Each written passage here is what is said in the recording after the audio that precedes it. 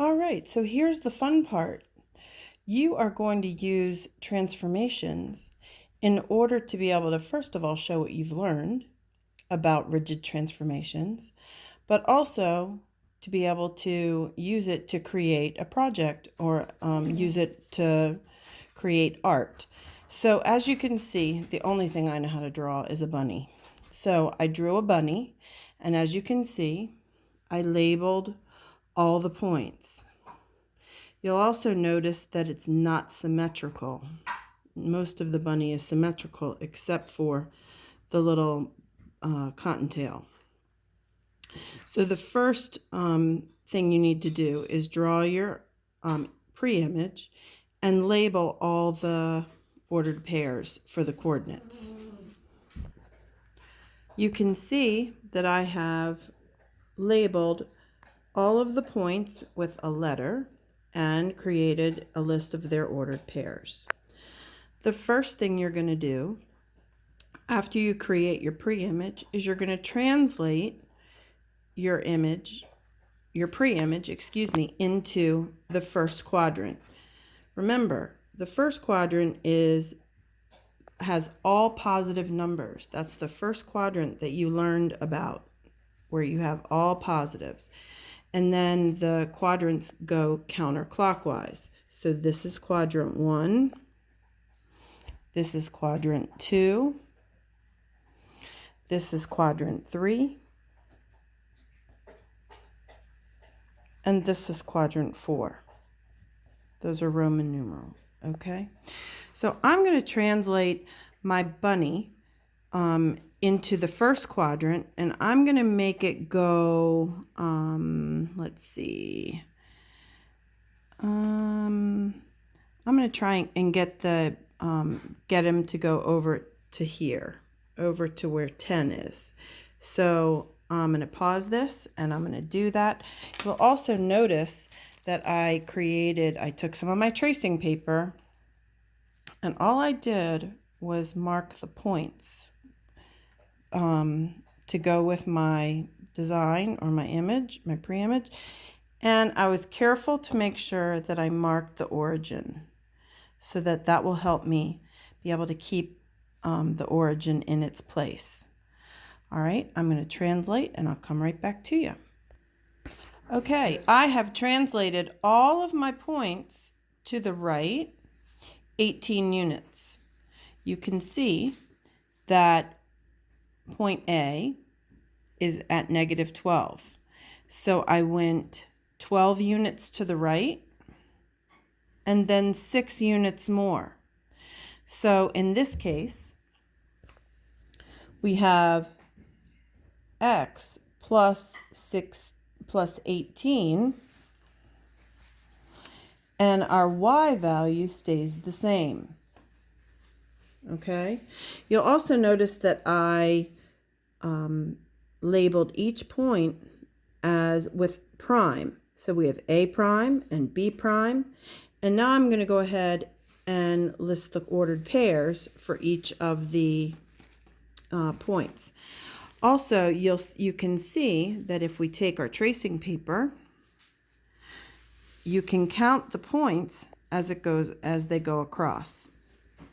And you can see that they land exactly on the grid, and all the points moved the same distance in the same direction, because that's what a translation does to create an image from a pre-image. Okay. So I have now recorded all of my ordered pairs for my prime points. And actually, I made a mistake. I need to make sure that I label all of these on my list as prime. So now we know that this point matches, or this ordered pair matches this point.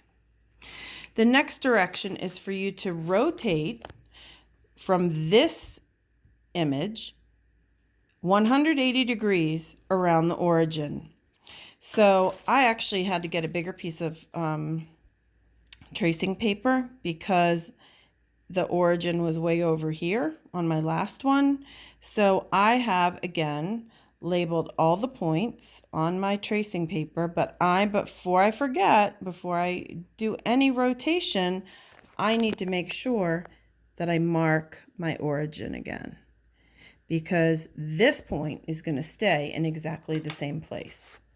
So now I'm going to take my tracing paper that rotates it 90 degrees, and now I have rotated my bunny 180 degrees. So I'm going to go ahead and pause the video again and record these points, and I'll come right back. Okay, I have labeled all of my points on the coordinate plane. I'm going to fill in the lines and label and create my list of ordered pairs so that we'll be able to see that this bunny has been rotated 180 degrees about the origin. Okay, now I have a rotated upside down bunny, and as you can see, I have labeled all of these points with the same letter from the original, but now it has a double prime.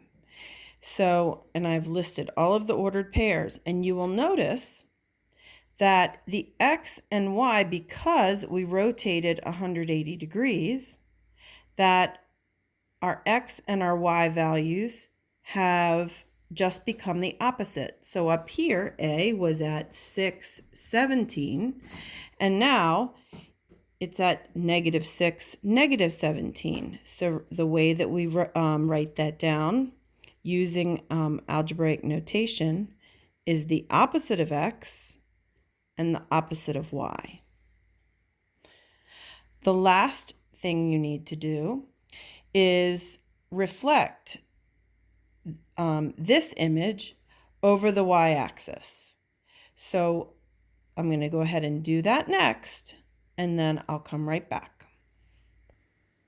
Okay, so I took my tracing paper and laid it down, and all I had to do was flip it over and line up my origin, and there I could see exactly the points where I needed to put my, where I needed to transfer them onto the grid. You will notice that before the cottontail was on this side, and now the cottontail is on this side. You will also notice that all of the points flipped. So rather than C being on the left, C triple prime is now on the right.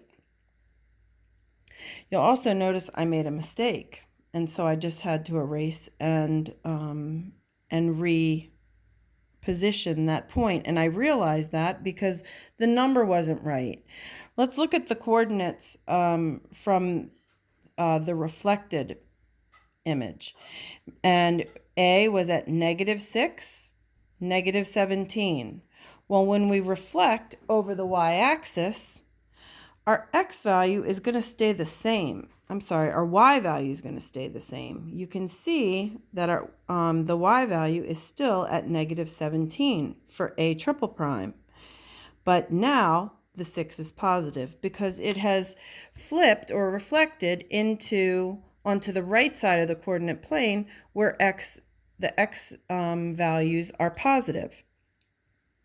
Okay, then you can color and make your images pretty if you'd like, or you can just turn it in the way that it is. I wanted to make sure that I showed you an example of how this works. And again, our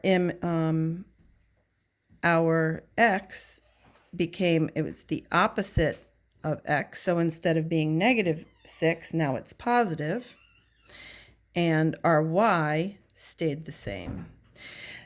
Another thing real quick on a reflection to help you see, to make sure that you have done it correctly, is that the distance from point H double prime, which is 1, 2, 3, 4, 5 units, you should have the same distance to H triple prime from 0. So let's count that just to make sure. We have 1, 2, 3, 4, 5. Therefore, we know that we have reflected over the y-axis, which in this case is our line of reflection.